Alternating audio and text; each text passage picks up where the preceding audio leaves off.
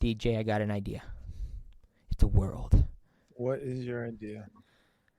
All right, imagine a world with Tell me. me all about it. It's this great plain, like the Great Plains. There's no mountains, there's no valleys. It's this large Great Plain. We're standing Like in a a Great Plain, grassy plain? like a grassy plain, exactly.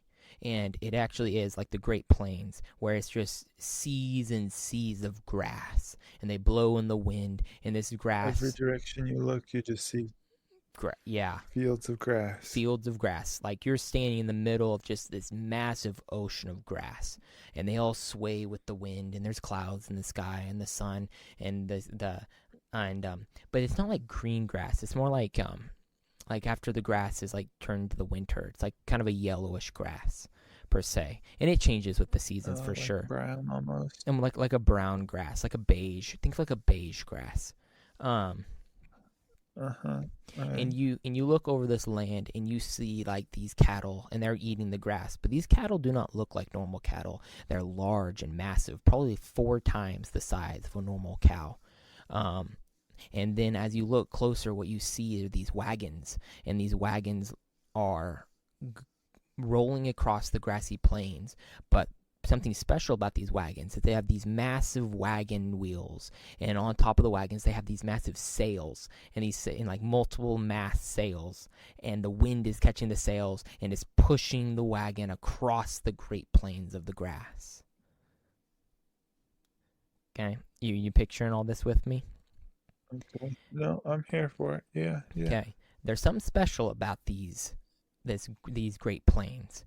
Is in the day the grass is like a waving ocean that sways back and forth in a gentle breeze that never ends. And something special that if you were on one of these wagons, similar to like you were being on a boat and you fell off into the Great Plains, into the grass. The grass is so thick that it's almost like landing on a kind of more like a soft cloud of sorts. It would hurt a little bit. There's ground underneath, but the grass probably stands about 1 to 2 feet above the soil level. And so as you hit it, like you could survive a good fall from like 30 feet or 40 feet with minimal, you'll be bruised up. But I digress. Back to what it is. During the day, the grass is like an ocean swaying in the breeze. But if you fell in the grass would begin to wrap around your body and drag you down into the ground, into the soil almost. You would have to fight it. And you're strong enough to kind of make your way out of it. Like the grass isn't too strong to be able to like pull you down underneath. And it depends. Like where Are the you grass. telling me this is murder grass? Murder grass, dude. So the grass is a plant. The plant is alive, but this plant has a sentience to it.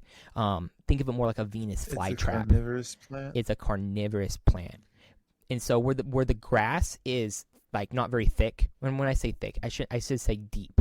Like where the grass is 1 to 2 feet deep, and you fell into that grass. You could probably you could stand up in it. It would come up to like your ankles, your knees, and it would be trying to wrap around your legs and stuff and pull you down into it. But you could easily kind of pull out of its grips. But what if, DJ, there was deeper areas of these Great Plains where the grass doesn't only grow 1 foot tall, but it grows 10 feet tall? And if you fell into that grass, it would wrap around your legs and pull you down. You're not getting out. You're not getting out. You're not getting out of this grass. Okay. But during night, it changes. The grass goes from this swaying, gentle ocean. And as the night rolls by, the moon arises. And as the moon arises over the horizon, its rays shine upon the great plain, the great grass plains. And the grasses grow rigid. Instead of being a swaying ocean, they become like needles, as hard as knives, and they just stick straight up. And if you were to fall, if you fall on them at night, you get skewered. You get skewered. You get skewered. And so, and it's not like the grass turns to metal. Think of it like they're only strong from one direction, and that's straight up and down. Like you could go and push one over real easy, but if you pushed it straight down, it would basically just stab into you. But you could like take a finger and like push on the side of the grass stem, and it would just kind of fold over. So it's not like it's only dangerous if you fell onto it. But this is where I need your help, DJ. That Imagine sounds you. dangerous. So I want to take you to, let's say, like the land rush, where these Great Plains have yet to be settled. There's not very many people out, but there are people. They are on land rush, or not pilgrims. What were they called? There's a word for this. They're doing a land rush. There's people on wagons. They're on these wagon trains, and they have built for themselves homesteads. And so, what I need for you, DJ, is imagine a homestead out in the middle of this grass field. They've sheared the grass down all around this area, and the grass probably grows pretty fast. So they have to continuously like keep the grass at bay.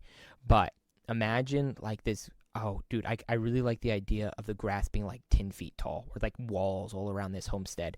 So, DJ, what lives within the grass? What kind of things live?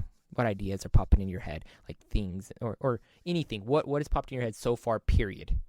Help me build this world. Anything. Wait, I thought the grass eats everything that is in it.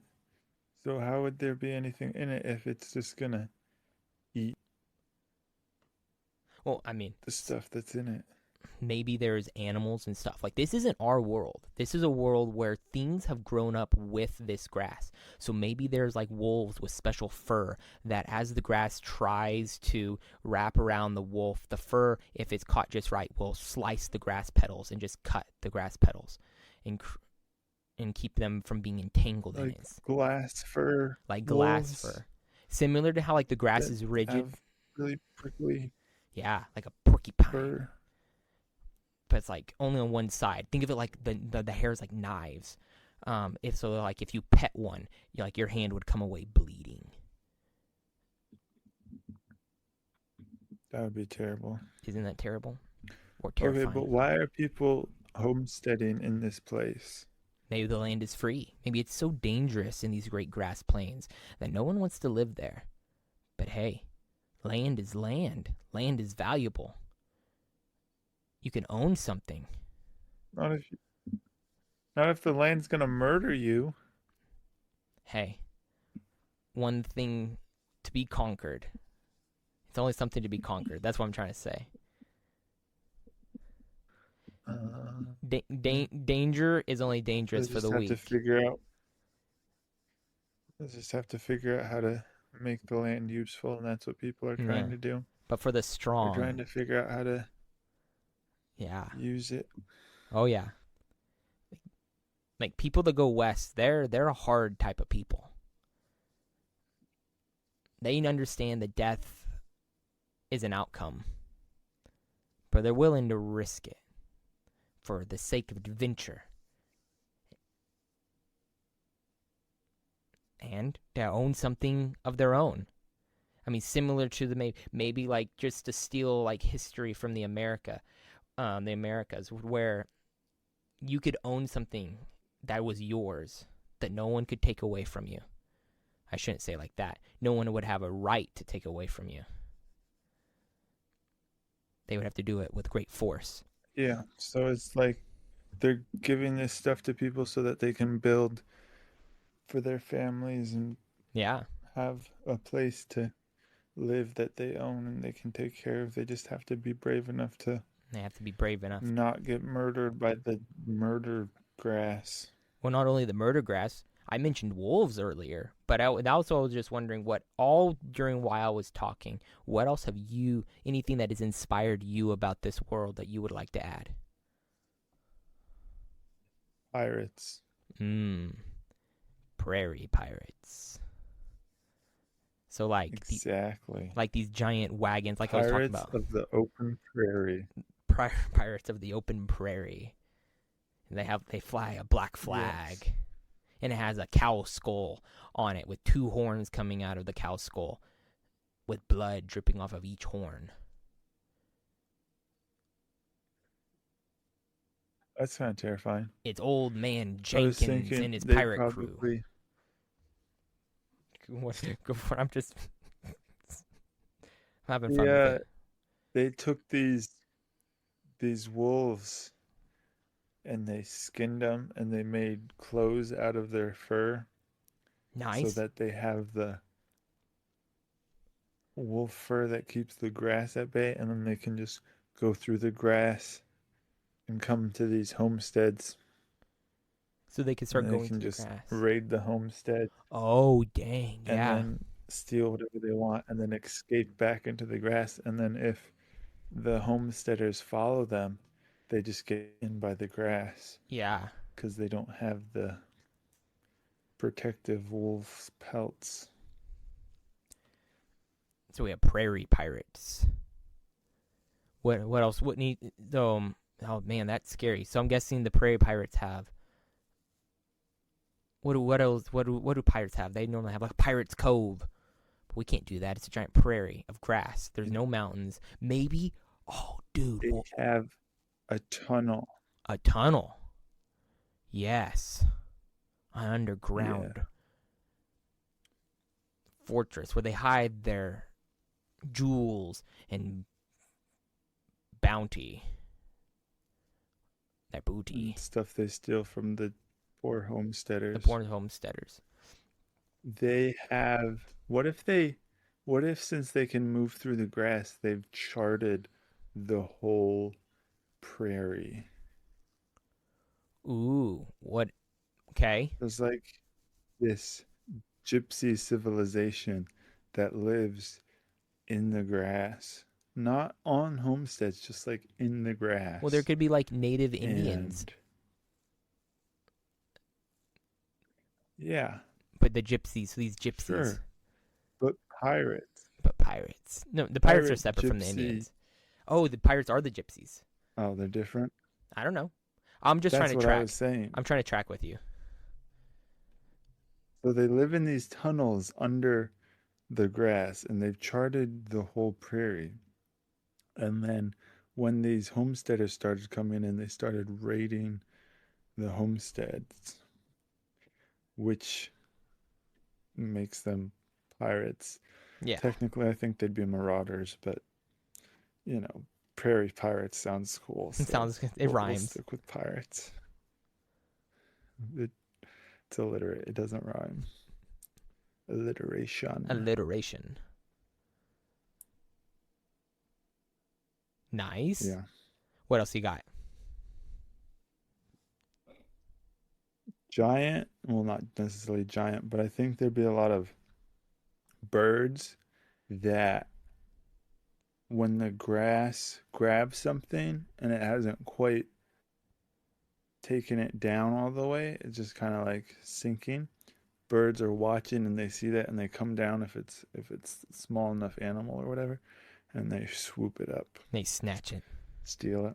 So you always know where there's like a corpse on the ground when you see like circling buzzards and other sorts of birds and stuff. Like there's something died there. Yeah. So I mentioned at the first DJ these massive cattle that come around and they eat the grass. They're the grass's natural predator, a cow. So what other and like I said, this isn't our world. This is a magical world with massive creatures. What other sorts of creatures would you find in this world we're crafting? This great plains of grass that sways in the wind. It would be funny. These birds I was just talking about a little bit ago. I think it would be funny if the birds made nests on the cattle. Yeah. Like on their backs. Yeah. Because they're so big that they can't really reach their backs, so that the birds just make the nests on the backs of the cattle. And the birds eat the bugs. And then I also thought it would be funny if the birds just made their nests like on top of the grass, and then they were just so light that the grass didn't even notice them being there because they're just I like it. So like floating, the birds basically. can sometimes like they'll take pieces of grass and they'll braid themselves like this nest, and it'll be like this braided basket almost that'll set on top of the grass. Is this what you're imagining? And then as like the wind sways with the grass, it'll like float across the plains like a drift on the I have a wind. better idea. Yeah. Birds make it out of the living grass, so as the grass grows, the nest gets bigger. So they just take the grass and they like share it into different pieces, and then they, Oh as it yeah. grows, they twist the pieces So it's around anchored. to create. Yes, Nice. exactly. So it's anchored, and then it grows bigger and bigger as the grass grows because it's alive. Exactly. But since it's braided into a certain way, Exactly. it has a hard time grabbing onto stuff like their eggs. Exactly. Nice. I love it. Exactly. What other kind of animals do you believe live in these great prairie, in this great grass I think flatlands? there's like a, What? um some sort of, I feel like I always just go to spider, but that's what I'm thinking of now. Spider. Because here's what I'm thinking. Spider. It would have long legs Yeah. that would keep its body Oh, out of the like a grass. giant But daddy long then, leg that's like just massive. Like it's huge. yeah, yeah, but then its head would still be low enough that it could lower itself down to eat the grass. Yeah. Ooh, I like it. So it's not like a Yeah, spider. It's that's what it's I like was it's like thinking. a new animal that has like these. What do you think? These four long appendages, or do you think like you want to do like Yeah, just four. four long No, appendages, just four. Four. It doesn't need more than four. like a reverse giraffe, where the legs are super Yes, instead long, of having a long neck, it has really long long legs. legs, like a reverse giraffe, and it walks through the grass, and the grass like wraps around the legs, but like maybe each leg is like pretty cylindrical, and maybe it also has like the hair like the wolves, or maybe like it secretes an oil on its skin that makes its skin super slippery and the fur super slippery, and so it just slips out and takes a step and then steps back in, and the grass tries to wrap Or around it. What you got? I just think that since the nature of the leg would be very similar to the grass would just think that the leg is part of the grass. Nice. I like it. So it wouldn't even try to tangle it. Oh, well, oops. Exactly. It would just do, it would just kind of ignore it basically. Yeah. So what else? That's really cool. I like that. And so it like dips its head down and like takes a bite of grass and starts and just eats grass because everything eats grass. It's the natural predator. The grass is trying to eat the things, and the things are all trying to eat the grass. But I mean, Yes. then you have like predators. But they need each other to survive. Yeah. So I have what other animals you thinking? Why do I always have to come up with Okay, the I got animals? dude, because I got some animals. I want to give you space to be able to flex your creative muscles, and I don't want to take up All all the right, time. you do Oh, I got okay. I'll do you do what one, you're gonna do, and and then I'll jump in all when I right, have something. okay, bet. All right, this is what I'm thinking. I'm thinking of like a deer or like an elk type animal with these massive antlers, but it's so big that when the animal is laying down and the antlers are coming out of the ground, it looks like a tree almost, like these two trees that are basically like evenly apart, but just like setting out in the middle of nowhere. Like you see the grass, and then out in the middle of nowhere, you'll see these two trees coming out.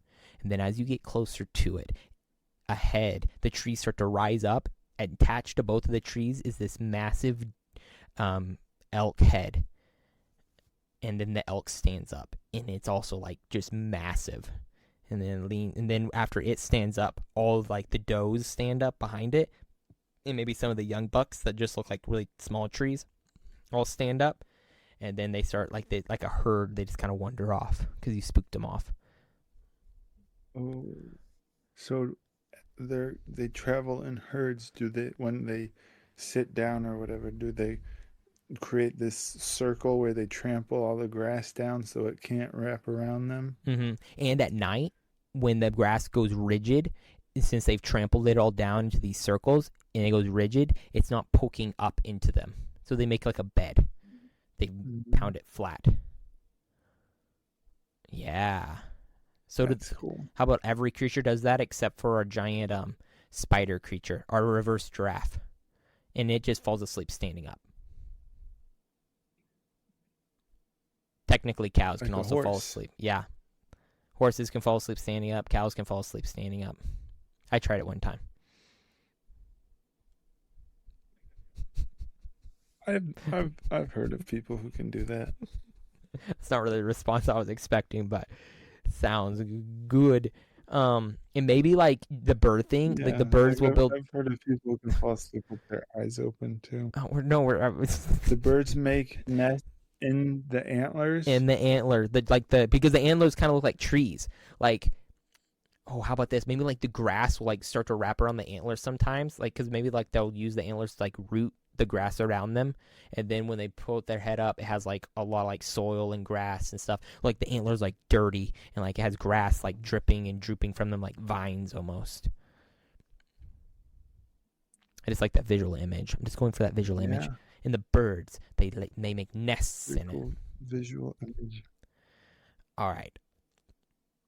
Pretty cool visual image. We haven't got to the best part. Horses. What's that? Horses. Horses are these horses are also like massive. To the point where if you can tame one, you can actually build a saddle that can like hold like 30 people. And by like this saddle, it's like it has like a hut on top of like the saddle, and then on like each side of the saddle, there's like these like more huts and stuff. Like you could, like it's huge. You can like build, like you can put like your whole family or like whole like a little village on this horse. Like these horses are like just giant, or maybe they're not that giant. How giant do we want to make horses? If they're 4 times as big, 30 people can't be on them, but 5 people probably can. How about that? I think that's more realistic, right? You want to do massive giant horse, or you want to do little baby, or like just big horse? Well,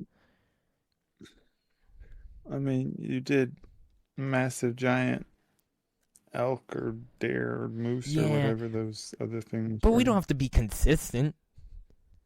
This is like that's the good thing about making our own stuff up. And so I have a new idea. The horses are 4 times as big as well, similar to the cattle. And a team of 4 people normally ride one horse. But these people that ride one horses, they are the indigenous people of this land. They've lived here for very long. They don't own any land, and they're like wanderers. They're nomads, and they move around all the time. But when they go to war, they'll have 4 people on one horse. They'll have like these 2. They'll have 3 archers and 1 driver. And they'll the saddle is created in such a way that you can actually climb all the way underneath the horse and then back around to the top of the horse. So you can actually climb all around this horse. Like the saddle also goes like up the neck. Like you can climb up the neck, like with these handholds and stuff. And so a lot of times, like when they're going to war, when they've been at war with other tribes, other nomad tribes, like the horse will be at like a full sprint with all 4 dudes, and they'll start running basically at full sprint. These 4 like trained like archers and then the driver, they'll be like moving around the horse at a full sprint. I have a scene of like these 2 horses like paralleling each other. One's a bad horse, one's a good horse, and they're fighting each other. And like they're jumping from one horse to the other, and one's like climbing up to the top of the horse to get an angle. And maybe like the horse has like leather armor on it, and it's catching arrows and stuff. And it's just crazy. And maybe the arrows are tiny because people are the normal size, and so when the arrow shoots into the horse, it like doesn't like stop it. Like it takes a ton of arrows to kill a horse. What if arrows are just the nighttime grass, but they cut it off at the bottom so that it stayed in its I like it. harder form, stabby form, and you just shoot those at people. Nice. I like that a lot. Like they've created a process in which to like where it stays in its stabby form even in daytime. Like the moonlight seems to have some effect on it. Okay. Do we like the horses? Yeah, I like the horses. Good horses. Nice. Most of our prairie pirates that drive around on these like massive wagons that have like cannons on the wagons and stuff. They're basically a pirate ship, but they're like these giant wagon wheels. They just go off wind because they're not able to tie to a horse because horses are wild creatures, and to tame one is only done by the horse whisperers. The hay people. The grass people. The grass people. The people of the grass. The people of the grass. I love it. So, all right. So the people of the grass live in tunnels, and then the pirates live in their wagons. We can do that. If you want to do that. I don't want to hijack your idea. That makes more sense, though. Okay. It makes more sense this way. So I have one more story thing that I thought of. Every once in a while, all right, what do you have? A blood moon will rise above the horizon. And then vampires? I'm sorry, keep going. No, you're doing good. And when the blood moon rises into the sky and shines down upon the prairie, the grass doesn't just start swaying with the wind, but it starts to go crazy as if it was agitated and starts to oscillate back and forth in jerky motions, and it just starts just like whipping back and forth and being very like just shake, I don't know, like schizophrenic almost, where it's this wild grass. And if you were to touch the grass, it would like cut you and slice you, and basically becomes like a giant, I don't want to say blender, but it becomes very much more aggressive. It becomes very aggressive. To the point where like it shreds anything that's in it. To the point where if a blood moon, like there are probably people in this world where their job is to track the lunar cycle.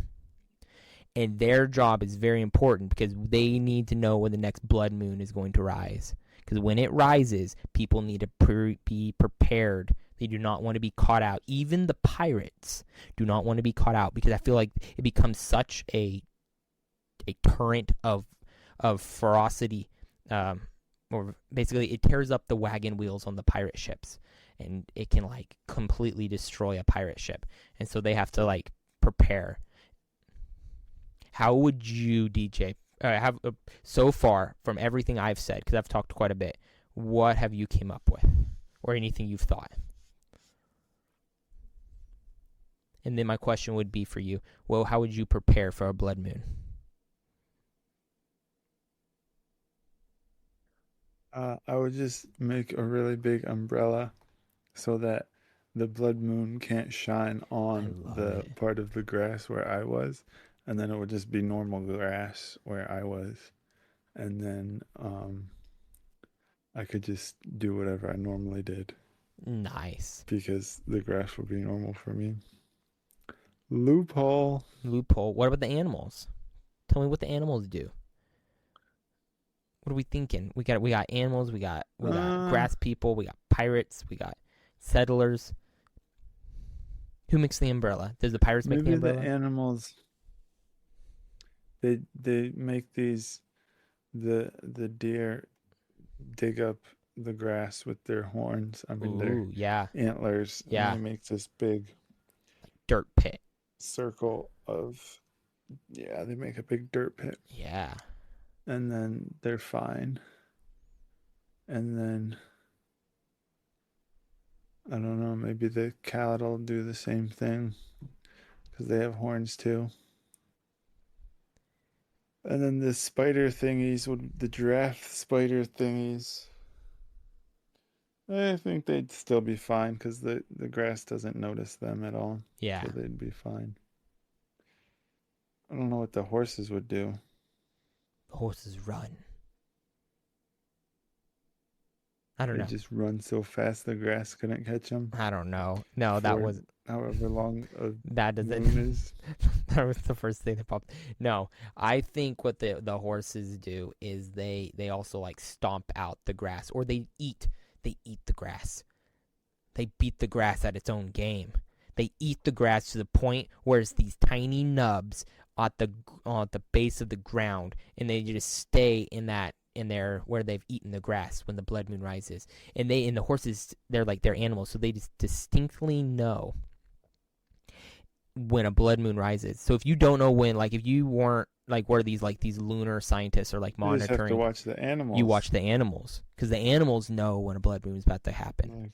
And so the animals, if you see the horses, the horses are eating again. Dude, the horses are blood moon. The horses are gorging themselves, guys. I think a blood moon's coming, and so the pirates put their ships, their wagons on stilts. Okay. So that the grass can't reach them. But what keeps the grass from tearing up the stilts? They coat it in giraffe spider oil. Nice. So that the grass doesn't wreck. The grass thinks it's just the I'm tracking. So it doesn't attack the stilts. It's not just the oil or whatever. It's like the shape and the oil mixed together tricks the grass into thinking it's just more grass. Nice. So the pirates have to hunt down one of these like reverse giraffes spiders, and they have to kill it, and then they have to harvest the oil from the giraffe out of like the blubber, and then they can coat the stilts with it. Or they can coat everything they don't want the grass to destroy. Ooh, that makes me think that if you had enough, it has to be the same shape. Yeah, the same shape. Okay, so that means if you coated yourself, just coat their wagon. Yeah. So that was my next question. What if you coated yourself with it and jumped into the grass? It wouldn't work because the shape matters. Yeah, the grass would be like, wait a second, this isn't one of those things. This isn't more grass. This is something else. And then it would eat you, and then you'd be dead. You'd be grass food. Dang. All right. So fertilizer. I want to explore some more of these more of the nature involved in these Great Plains. So I mentioned like these wolves that have like special fur that cut the grass as they move through. But the wolves, I imagine them as being almost maybe just a normal sized wolves, where they're small and they move through the grass, or small in comparison to the other animals. What other animals do you think live in the grass? Like they're not big. They're not above the grass. They're underneath, like next to the roots. Snakes. It's a lot snake. of snakes. Lots of snakes. And the snakes look like the grass. Yeah. And so snakes look like the grass, and they slither through the grass, and they're so low the grass doesn't even notice them. The grass doesn't notice them. Oh, in their hunting strategy is they stay perfectly still and start to sway with the grass. And so when an unexpected prey comes, it becomes not grass and bites them. DJ, do these snakes have venom? Exactly. Are they venomous? Yes. Ooh, what does the venom do? They can be venomous. I mean, there's different kinds of snakes in here. You know, you have your harmless black snakes that just eat stuff, don't have any venom. And then you have other snakes that are venomous. Maybe you have some cobras in there, some pythons. Wow. Wow. Whatever that other one. Copperheads, rattlers. Throw some rattlers in there. Maybe. Oh, can we make the rattler like giant? Like make it as big as a python, or even bigger. Oh yeah. Make it like huge. Anaconda. Make it a crocodile snake. Yeah, make it like a 30-foot giant snake, and its rattle isn't just like a rattle. It's more like like it shakes and it like reverberates. And it strikes fear into the hearts of any animal that's so near it that they're so scared that it lets the snake literally just slither up to them and then devour them alive. It paralyzes stuff with fear. Fear. Literally fear. Dude, imagine, DJ, you're a settler. And you walk out of your house and you see a 30-foot diamondback rattlesnake coiled up, staring you in the eyes, and then it rattles. That's scary. That's terrifying. Grandma, get the gun, cause we're gonna have to fight a snake now. You're gonna need a bazooka. You're gonna need a cannon. Hey, we have cannons. You're gonna need the pirates have cannons. Well, that's what you're going to need to kill that thing. Or some dynamite. Yeah. All right, new plan. I have an idea. There's some dynamite in there? I have a plan. You wrap a cow in dynamite. The snake eats the cow. No, the cows are... Boom. I don't know. The cows are too big. But you were thinking the same thing I was. Oh. I want to invent something new. How about the settlers? They raise prairie dogs. They like think of them like those are like the normal cows and sheep and goats and other things that are like they're normal. They're not prairie dogs, but they're huge, and they wrap a prairie dog that's like the size of like a small sheep and dynamite. And they're like, "Well, Bessie, you lived a good life. You're gonna save us a lot of problems." And they feed the sheep. Not the sheep. They feed the prairie dog to the snake wrapped in dynamite. Kaboom. And then kaboom. We're getting some snake skin boots. Are these settlers bringing with them a bunch of animals that are normal animals? When you say normal animals, I mean, they can. Sure. Like tell me about normal cows and pigs and chickens and dogs and horses and cats. No, I think this world is too different. Or maybe, sure. I'm trying to put myself there. Like, what would be more interesting? How about like there's versions of the things that we would call normal dogs, horses, cats, dogs. I said dogs twice. That are not those things. So maybe instead of milking a cow, you milk a goat. That's the size of a cow. You do that. Oh, okay. And it's not even like a goat. Maybe it's like okay. we're kind of like coming up with our own animals here. And that's almost like the direction I kind of want to go. And it's like instead of having like a cat, it's like a. Here's what I was thinking. What you got? Fix it. Fix all my thoughts. These settlers come in here, and they have to try to live their normal lives inside this excessively different environment, and they have to raise their chickens and cows and stuff, but they're all just a bunch of dumb animals, so they keep straying off into the grass and getting eaten by wolves or eaten by snakes or eaten by the grass. And it's just a constant struggle of their fences keep getting run over by the giant cows or the giant elk, or the snakes keep coming and eating all their dogs or whatever. Yeah, I like it. The chickens get carried off by birds. You convinced me. The struggle is I like the struggle. So it's more like normal animals exist, but also these other exotic animals exist. So it's an and both. These exotic animals are indigenous to the grass, and the normal animals are imported from wherever the settlers came from. Yeah. I like it. You sold me. I'm on board. I'm on board the ship, Nice. Captain. Sail away. Now let's go rob some prairie people. Rob some prairie people. So,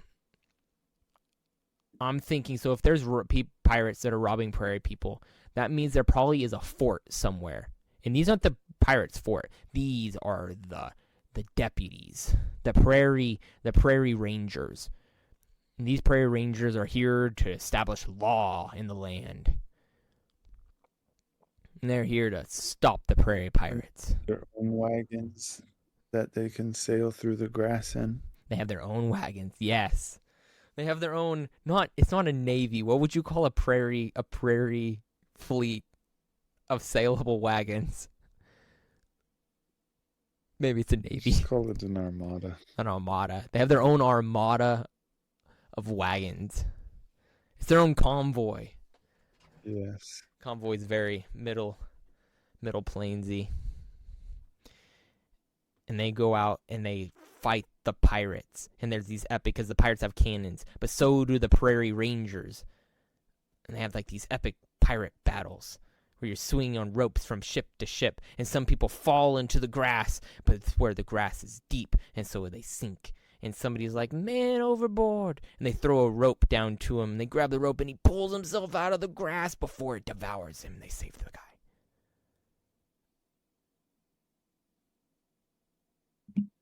This sounds like it could be a very epic thing. Yeah. Sounds very dangerous. Sounds like everything's trying to kill you at every turn. Yes. Yes, it does. It's so exciting. Yes, very exciting. Very. And you got the grass people, and you got keep the you on settlers. your toes for sure. I really like this world. I like what we're building here. So much. It's certainly very interesting. Very interesting place to be. And I feel like we could still come up with so much more like animals. I'm thinking of like a giant rabbit that you can ride. And what's it? It's called a jackalope. What's the rabbit with horns? I can't believe I forgot. It's jackalope. You just said it. Perfect. Just making sure. Jackalope. There's like a jackalope, and he has horns. And you can ride him. Crocodiles. There's crocodiles that hover along the top of the grass. They swim on the top of the grass. Don't know what they were. Yeah, they swim on the top of the grass. That's scary. They're like sharks almost. I know, right? How do they? Exactly. Okay, we got to come up with how they swim sharks. on top of the grass. So what if? I need grass sharks now. Well, that's what the alligators are, right? Or do you want to make it like a grass shark? Because I have some grass ideas. Sharks now. Well, okay. No, because those are different things in my mind. Because the alligators are, I'm imagining them as kind of flat with their weight spread out so that they can just kind of glide along the top of the grass. They can stretch themselves out. Yeah.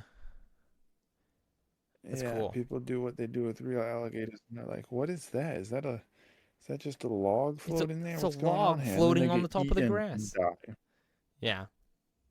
That's why you don't go swimming in the grass, DJ. Grass sharks kind of swim in the grass. They're in the grass. Yeah. They're not in it, and you can't see them. They're not on the ground. By the surface, and then you can see their fin. They're not on the top. They're in the middle of the grass. They swim through the grass. So what I'm imagining for these grass sharks, because I'm wondering like how do you swim through the grass, DJ? And I want you to fix this or like just change it if you don't like it. Imagining like not like a centipede almost, but these sharks are just covered in fur, but it's not fur. It's like these long tendrils that like just wrap around a bunch of grass, and then it pulls and flexes and pulls. And so there's like hundreds of these grass tentacles that are all just like flexing and grabbing on like Spider-Man. It's like Spider-Man. And it just flexes and it just pulls this long cylindrical creature with a fin on the top of it. and it just moves through the grass. Just because it's scary. Oh, it serves no purpose, really. Yes. Other than that, it would be terrifying.